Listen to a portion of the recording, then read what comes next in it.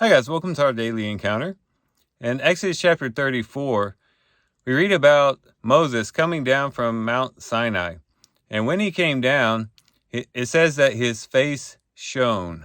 He had been spending time with the Lord at the top of the mountain, receiving instructions from the Lord. And now as he comes down to meet with the people, his face just lit up and his face was shining there before them.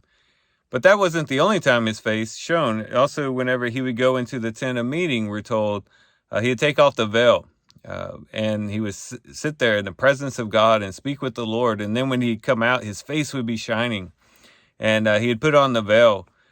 We find out later in the New Testament, in 2 Corinthians chapter 3, it was because he puts the veil on because that glory was fading. And so there's a lot of theological things that are connected to this idea of Moses' face shining. But we want to take a more practical look at it as we think about it in terms of our own spiritual life. Because just as Moses' face shone after spending time with the Lord, there's a sense in which our face shines when we spend time with the Lord. Now, not in the same exact way that it happened with Moses. It's not that there's some type of literal light shining out from our faces after we spend quiet time with the Lord. It's not anything like that.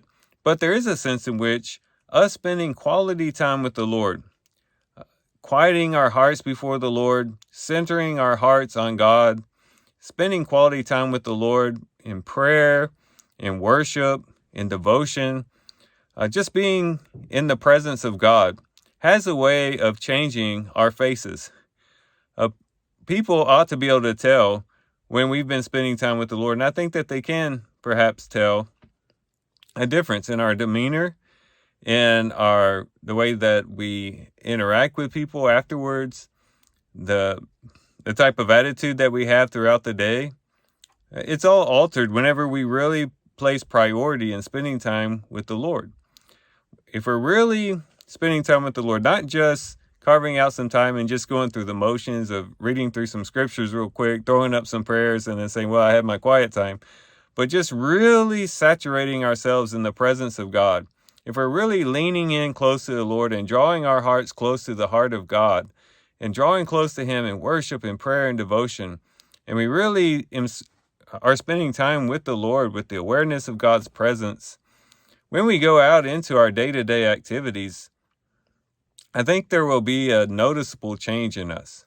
We'll be walking around with a smile on our face, with joy in our hearts.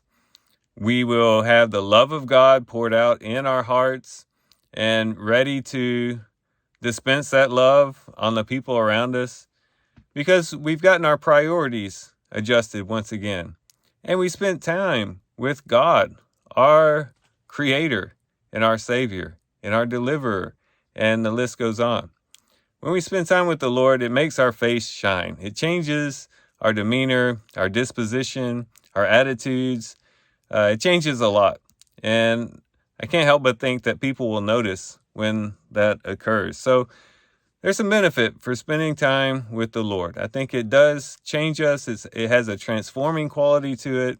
And I think that not only will we be benefited, but the people around us will be benefited when we carve out time for the Lord and make special time with God throughout the day, whether it's in the morning, in the midday, in the afternoon, in the evening, or all of the above.